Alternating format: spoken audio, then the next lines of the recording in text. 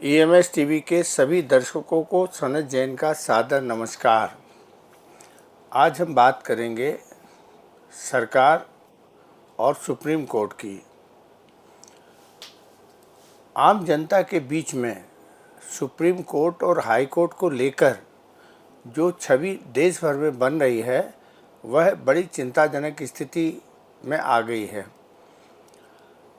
पिछले वर्षों में दो मामले बहुत तेज़ी के साथ हर घर घर तक पहुंच गए हैं और सुप्रीम कोर्ट ने जो फैसले दिए हैं पिछले कुछ वर्षों में, तो उसमें ऐसा लगता है कि सरकार जो भी निर्णय करती है उसमें विवाद उत्पन्न करके और सुप्रीम कोर्ट में विवाद के रूप में भेज देती है और उसमें सुप्रीम कोर्ट अपनी मोहर लगा देता है उस निर्णय पर। तो एक हिसाब से ये भी कहा जाने लगा है कि सरकार सुप्रीम कोर्ट से, न्यायपालिका से अपने निर्णयों पर एक हिसाब से मोहर लगवा लेती है या उनकी मदद से जो चाहती है, जो करना चाहती है वह कर लेती है। इसमें सरकार को न्यायपालिका की तरफ से एक खुली छूट मिली हुई है। अब इसके पीछे राजनीतिक हस्तक्षेप भी हो सकता है। यह भी आरोप लगने लगे हैं कि जो पिछले 10 वर्षों में जजों की नियुक्ति हुई हैं, तो हाई कोर्ट और सुप्रीम कोर्ट में बहुत सारे जज विचारधारा के आधार पर नियुक्त किए गए हैं और वह उस विचारधारा के साथ जुड़कर अपने निर्णय कर रहे हैं। इसमें संविधान और कानून और न्यायपालिका की उपेक्षा हो रही है, न्याय सिद्धांतों की उपेक्षा हो रही है। अभी तक ये बातें सरकार और राजनेताओं से या बड़े बड़े लोगों से जुड़ी हुई रहती थी, तो फिर भी ये मामला चलता चला आ रहा था। लेकिन अभी दो मामलों में पूरे भारत के सभी राज्यों के सभी घर घर तक यह बात पहुंचने लगी है और लोगों की धारणा बनने लगी है कि न्यायपालिका अब सरकार के दबाव में काम कर रही है और इसके पीछे कारण भी हैं। 2019 का लोकसभा चुनाव हुआ था और 2019 के लोकसभा चुनाव में मतदान और मतगणना के आंकड़ों में भारी फेरबदल था। इसकी एक याचिका दायर की गई थी 2019 में, जिसकी सुनवाई कई वर्षों तक सुप्रीम कोर्ट ने नहीं की। इसके अलावा अभी हाल ही में जो 2024 के लोकसभा चुनाव हुए हैं, उसके जब अधिसूचना जारी हुई तो आदर्श आचार संहिता के उल्लंघन और जो मतदान हुआ था उसके आंकड़े देने के लिए या जो छिपाए गए हैं या बाद में बढ़ा के बताया गया है, और मतगणना के बाद जिस तरीके से एडीआर उसका विरोध कर रहा है, तो इस पूरे मामले में पिछले 5-6 महीने में सुप्रीम कोर्ट में कई याचिकाएं चुनाव से संबंधित दाखिल हुई और सभी मामलों में जो सुप्रीम कोर्ट का रुख रहा है उसको देखने के बाद लोगों के मन में यह धारणा बनने लगी है कि सुप्रीम कोर्ट भी सरकार की किसी न किसी रूप में मदद करती है और सरकार के जो भी निर्णय होते हैं वह उसके अनुसार काम कर पाए, इसके लिए रास्ता बनाने का काम अब न्यायपालिका कर रही है। इससे सुप्रीम कोर्ट की साख आम जनता के बीच में और हाई कोर्ट की साख आम जनता के बीच में तेज़ी के साथ घट रही है। ये भारतीय संविधान और भारतीय लोकतंत्र के लिए सबसे घातक स्थिति है। अभी हाल ही में नीट एग्ज़ाम को लेकर, जिसमें 23 लाख से अधिक बच्चे नीट एग्ज़ाम में बैठे थे और इसमें करीब करीब 1.5 करोड़ की आबादी सीधी प्रभावित हुई। इसके अलावा पिछले सालों में 70 से ज़्यादा परीक्षाओं के पर्चे लीक हुए या उनके परिणाम निरस्त किए गए। इसको लेकर समय समय पर जो याचिकाएं हाई कोर्ट और सुप्रीम कोर्ट में डाली गईं, वो सब कोई काम की नहीं रहीं और आफ्टर ऑल न्यायपालिका के जो भी निर्णय आए वो सरकार के पक्ष में आए। तो नीट एग्ज़ाम को लेकर जिस तरीके की बहस हुई, जिस तरीके से तथ्य सामने आए कि गुजरात में किस तरीके से सेंटर में ये गड़बड़ियाँ हुई, वहाँ के कलेक्टर ने जांच के आदेश दिए, एसडीओपी ने कोर्ट में शपथ पत्र के साथ सारी गड़बड़ियों को बताया। इसी तरीके की गड़बड़ियाँ बिहार से भी आई, और इन सब के प्रमाण होने के बाद भी सुप्रीम कोर्ट ने ये कहा था कि यदि एक भी गड़बड़ी पाई जाएगी तो हम दोबारा उस पर परीक्षा कराने पर विचार करेंगे। लेकिन 1-1.5 महीने का समय टला, सुनवाई होती रही, धीरे धीरे मामला शांत होता रहा, और आफ्टर ऑल जो सुप्रीम कोर्ट का फैसला आया उसमें उन्होंने नीट की परीक्षा करने से इनकार कर दिया। और अभी कल जो फैसला सुप्रीम कोर्ट का आया है, उन्होंने नीट को कुछ सुधार करने के एक निर्देश दिए हैं, और सितंबर माह में फिर उसकी सुनवाई की जा रही है। तो एक तरह से जहां लाखों बच्चों के भविष्य का प्रश्न था और जहां पर भारी पैमाने पर गड़बड़ी हुई थी, सारी चीज़ें प्रमाणित थीं, और उसके बाद भी जब छात्रों को, युवाओं को इसका जो निर्णय होना चाहिए था, वो जो सोच रहे थे वह नहीं हुआ, तो उनकी मस्तिष्क में न्यायपालिका के प्रति एक अलग छवि बनी है। अब इसी तरीके की स्थिति बनी चुनाव आयोग को लेकर। चुनाव आयोग को लेकर जो फैसला सुप्रीम कोर्ट ने दिया था, उसमें कहा था कि अब जो भी कानून बनाया जाए उसमें सुप्रीम कोर्ट के मुख्य न्यायाधीश, प्रधानमंत्री और नेता प्रतिपक्ष को शामिल रखा जाए, और ये तीनों लोग मिलकर चुनाव आयोग का चयन करेंगे। इस फैसले को सरकार ने तुरंत बदल के एक नया कानून बना दिया। उस कानून में ये कहा गया कि प्रधानमंत्री द्वारा नियुक्त एक केंद्रीय मंत्री और नेता प्रतिपक्ष, ये तीनों लोग मिलकर चुनाव आयोग की नियुक्ति करेंगे। उसमें भी बड़ा विवाद हुआ है। दोनों याचिकाएं वहां पर गईं और उन पर कोई सुनवाई नहीं हुई, और चुनाव हो गए। चुनाव अधिसूचना जारी होने के 2 दिन पहले चुनाव आयुक्तों की नियुक्ति हुई। उसके बाद सुप्रीम कोर्ट में जो सुनवाई चल रही थी, तो सुनवाई के दौरान एडीआर ने जो याचिका दायर की थी, और उसमें उन्होंने 2019 में जो मतदान हुआ था और जिनकी मतगणना हुई थी, उन मतों का में जो अंतर था उसको लेकर, और वो जो चाह रहे थे कि ईवीएम मशीन से जो वीवीपैट से पर्चियां निकलती हैं, उनकी जांच के आदेश सुप्रीम कोर्ट दे। लेकिन कुल मिला के जो सुप्रीम कोर्ट का फैसला आया वो भी सरकार के पक्ष में आया, और मतदाताओं को ये पता नहीं पहले भी चल रहा था, और अब तो और ख़राब हालत हो गई कि 2014 में और 2019 में जो चुनाव आयोग फॉर्म 17C जारी करता था, उसका डाटा अपलोड कर देता था। इस बार चुनाव आयोग ने वो भी नहीं किया, और जो प्रारंभिक मतदान के आंकड़े दिए और अंतिम मतदान कितना हुआ है उसके आंकड़े में करोड़ों की संख्या का फ़र्क आ गया। करीब 5 करोड़ से ज़्यादा संख्या में ये फ़र्क आया। और अभी जो मतदान हुआ है और उसके जो आंकड़े डाले गए हैं, उसमें मत कुछ डाले गए हैं, कुछ गिने गए हैं, कहीं मत ज़्यादा गिने गए, कहीं कम भी गिने गए। और इस सारे मामले में अभी भी सुप्रीम कोर्ट द्वारा कोई कार्रवाई नहीं की जा रही है। और सुप्रीम कोर्ट के वकीलों ने भी, और बड़ी संख्या में लोगों ने देश भर में चुनाव आयोग के खिलाफ में ये प्रदर्शन किए थे, और ये मांग की थी कि वीवीपैट से जो मत पत्र निकलते हैं उनकी गिनती कराई जाए। ये बात सुप्रीम कोर्ट ने नहीं मानी। कुल मिला के दूसरा मामला ये चुनाव आयोग से संबंधित जो है, चुनाव से संबंधित है। हर परिवार के लोग मतदाता हैं, और इसकी चर्चा घर घर तक पहुंची है, ख़ास तौर से दलितों, पिछड़े वर्ग और आम आदमी तक, कि जो सुप्रीम कोर्ट है, जो मामले जाते हैं उस पर जनता के हकों के स्थान पर वह सरकार के पक्ष में फैसला कर रही है, ये धारणा अब आम लोगों की बनने लगी हैं। इसी तरीके से जमानत के मामले में जिस तरह से तारीख पर तारीख और विपक्षी दलों के नेताओं के साथ हाई कोर्ट और सुप्रीम कोर्ट के जो फैसले आते हैं वो अलग होते हैं, और विपक्षी दलों के साथ जो फैसले आते हैं वो अलग होते हैं, सत्ता पक्ष के फैसले अलग होते हैं। ये भी चर्चा का विषय बनने लगा। कुछ जजों ने सेवा से में रहते हुए इस्तीफ़ा देकर लोकसभा का चुनाव लड़ा, वो लोकसभा का चुनाव जीत गए। पूर्व सीजेआई जो है वो राज्यसभा के सदस्य बन गए। कई जो जज रिटायर हुए वो सब अच्छी नौकरी फिर से पा गए। तो इसको लेकर अब तो लोग खुलेआम ये कहने लगे हैं कि हम आरएसएस की विचारधारा से बचपन से जुड़े रहे हैं और वो जो फैसला कर रहे हैं वो विपक्षी दलों के खिलाफ ही होते हैं। कहीं पर न्याय मिलता हुआ लोगों को दिखता नहीं है।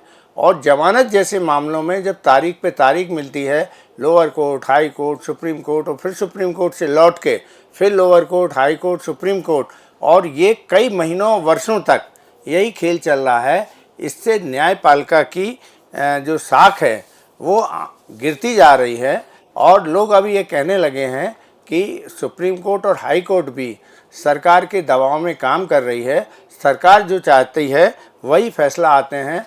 और ये बात कहीं कहीं पर सुप्रीम कोर्ट के वरिष्ठ वकील, बार काउंसिल के अध्यक्ष भी और कई मोर्चों से सामने आने लगी है कि जब वो लोग खुद ही ये कह रहे हैं कि हमें न्याय नहीं मिल रहा है और जजों के ऊपर जिस तरीके की व्यक्तिगत टीका टिप्पणी होने लगी है, इसने लोगों को मतलब ये कहना शुरू कर दिया है कि न्यायपालिका अब सरकार के पूरी तरह से दबाव में है, या सरकार जो चाहती है न्यायपालिका वही काम करती है।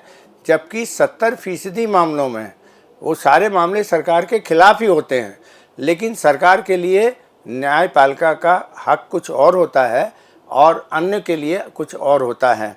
इसको लेकर न्यायपालिका की साख बड़ी गड़बड़ा रही है। अब जिस तरीके से शिवसेना का मामला था 2 साल पहले, सुप्रीम कोर्ट खुद ये कह चुकी है कि ये एकनाथ शिंदे की जो सरकार है ये असंवैधानिक रूप से बनी है। राज्यपाल के जिस तरीके से उन्होंने सरकार को उलट पलट किया था, सुप्रीम कोर्ट ने खुद कहा था कि यदि उद्धव ठाकरे ने इस्तीफ़ा नहीं दिया होता तो हम इस सरकार को पुनः बहाल कर देते। लेकिन 2 साल हो गए, अब चुनाव होने को जा रहे हैं और सुप्रीम कोर्ट में जो लंबित मामले हैं किसी का भी फैसला नहीं हो पाया। इसी तरीके से पहले भी राफेल को लेकर, पेगासस को लेकर, चुनावी बांड को लेकर, पीएम केयर फंड को लेकर बहुत सारी याचिकाएं दायर हुई, सुनवाई हुई, बंद लिफाफे में रिपोर्ट दी गई और टाइम फिश मामला। तो इससे यह आम आदमी की धारणा बनने लगी है कि भारत में न्यायपालिका अब सरकार के अधीन होकर काम कर रही है, सरकार जो चाहती है। अब ये डर हो, भय हो या विचारधारा हो, ये क्या मामला है इसको तो नहीं कहा जा सकता है और किसी न्यायपालिका के किसी निर्णय पर आक्षेप भी नहीं किया जा सकता है।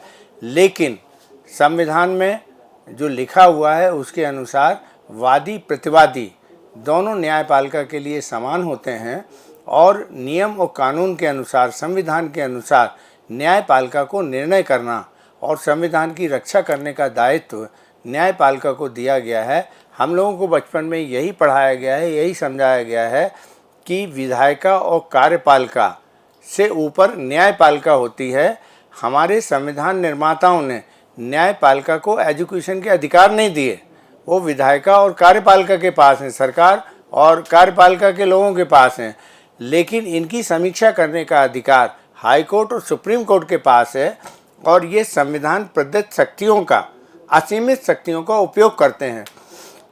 लेकिन अब जमानत जैसे मामलों में ये देखने को आता है जहां सालों से लोग बंद हैं और जिनके चार्जशीट पेश नहीं हुई और उनको जमानत देने के मामले में हाई कोर्ट के जज या सुप्रीम कोर्ट के जज यदि सरकारी जांच एजेंसियों के भरोसे रह के, उनके अधीन रह के या जिस तरीके के निर्णय कर रहे हैं, लोग सालों से जेलों में बंद हैं और वो बाहर निकल के नहीं आ पा रहे हैं तारीख पे तारीख, तारीख पे तारीख। तो अब ये किसी फिल्म का डायलॉग हो सकता है, लेकिन ये अब आम आदमी अब हाई कोर्ट और सुप्रीम कोर्ट के बारे में ये कहने लगा है और ख़ुद हाई कोर्ट, सुप्रीम कोर्ट के वरिष्ठ वकील भी ये कहने लगे हैं कि भाई सरकार के खिलाफ कोई भी फैसला सुप्रीम कोर्ट और हाई कोर्ट से मिलता नहीं है और इस मामले में टाइम तो लगेगा। अब जितना समय लगेगा हम अपना काम कर रहे हैं, न्यायपालिका जब समझेगी तो आपको ज़मानत मिल जाएगी। अब ज़मानत जो हमारा मौलिक अधिकार है वो भी हमें नहीं मिल पा रहा है। सुप्रीम कोर्ट के सीजेआई ट्रायल कोर्टों से कहते हैं कि आप जमानत के मामलों में शीघ्र न्याय करें, आपको डरने की कोई ज़रूरत नहीं है।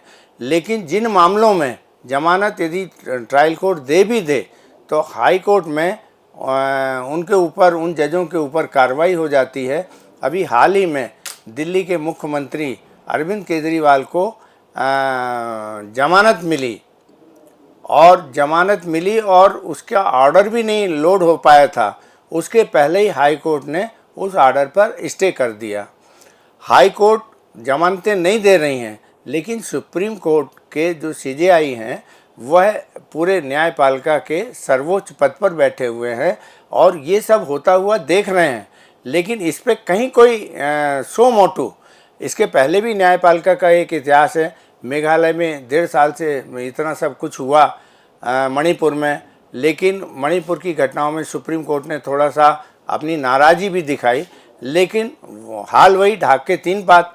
तो डाइस पे बैठ के कुछ कहा जाता है, लेकिन जब निर्णय लेने की बात आती है, जब वो निर्णय डिलीवर आम जनता तक नहीं हो रहे हैं, तो लोगों को अब न्यायपालिका के प्रति ये लगने लगा है कि हमें यहाँ से न्याय मिलने वाला नहीं है, जिसके कारण लोग अब खुलकर सड़कों पर आने लगे हैं।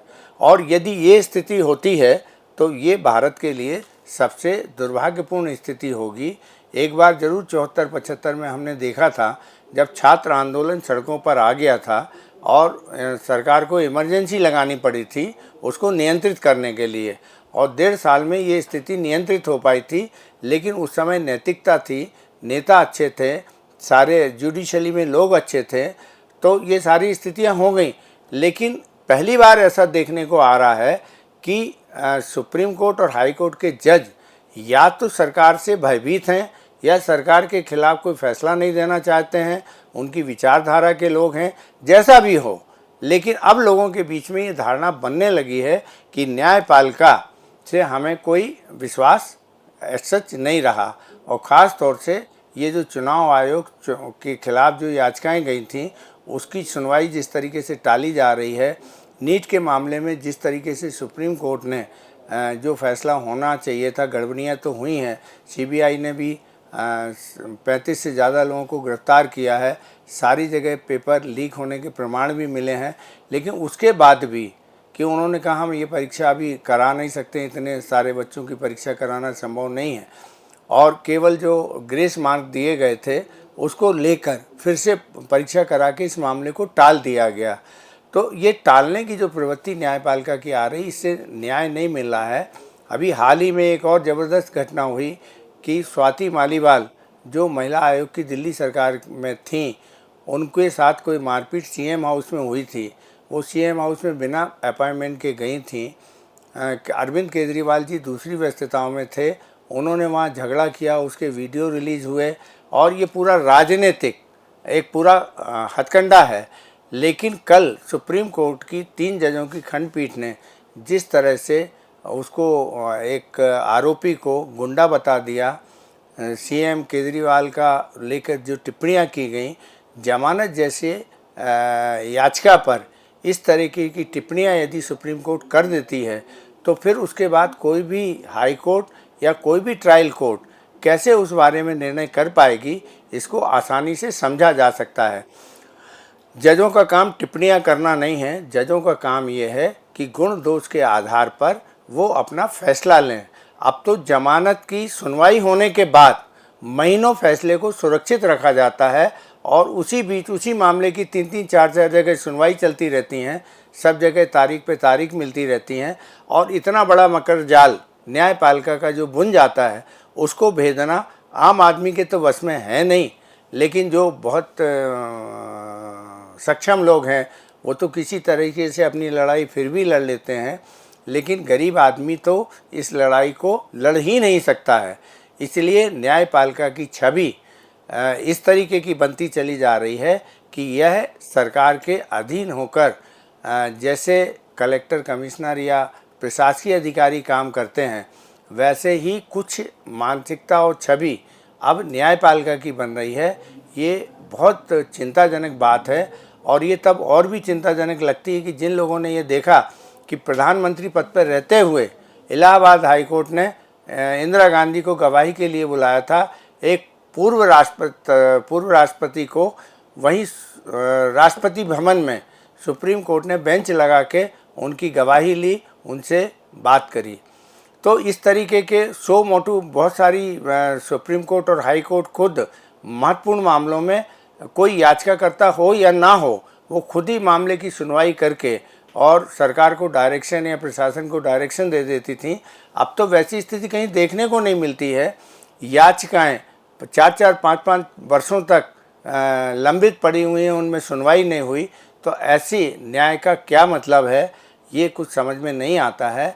सुप्रीम कोर्ट को अपनी स्थितियों पर विचार करना चाहिए और जो स्थितियां बनती हैं, कल ये जो आज आम जनता के साथ हो रहा है या विपक्षी दलों के साथ हो रहा है, कल किसी मामले में यदि न्यायपालिका के जज भी सरकार के खिलाफ कोई फैसला देंगे, निर्णय देंगे, बहुत सारे मामले में सीजेआई भी ट्रोल हुए हैं, सुप्रीम कोर्ट के जज भी ट्रोल हुए हैं, हाई कोर्ट के जज भी ट्रोल हो जाते हैं। तो एक दबाव इतना बना दिया गया है कि उस दबाव के रहते हुए अब न्यायपालिका के प्रति आम आदमी का विश्वास जो घट रहा है, उसको फिर से बनाने की ज़रूरत सुप्रीम कोर्ट के सामने है।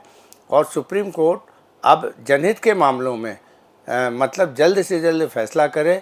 अभी भी पीएम केयर फंड या चुनावी बॉन्ड को लेकर जिस तरीके से बातें हो रही हैं या जिस तरीके का दबाव बना हुआ है, क्या होगा क्या नहीं होगा, लेकिन सुप्रीम कोर्ट और हाई कोर्ट को अपनी छवि पर ध्यान देने की ज़रूरत है। समय रहते इसे नहीं किया गया तो बहुत जल्द इसके दुष्परिणाम सभी को सामने देखने को मिलेंगे। नमस्कार।